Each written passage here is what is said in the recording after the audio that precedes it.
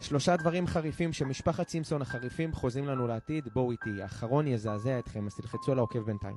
אז משפחת סימפסון חוזה שבמונדיאל 2026 שתי המדינות הבאות הולכות להגיע לגמר. לפני שאני אומר מי, תרשמו לי בתגובות מי לדעתכם הולך להגיע לגמר. תעצרו את הסרטון ותרשמו רגע בתגובות, וכבר אני הולך לחשוף. אז המדינות שהולכות להגיע לגמר במונדיאל 2026 זה מקסיקו נגד פורטוגל.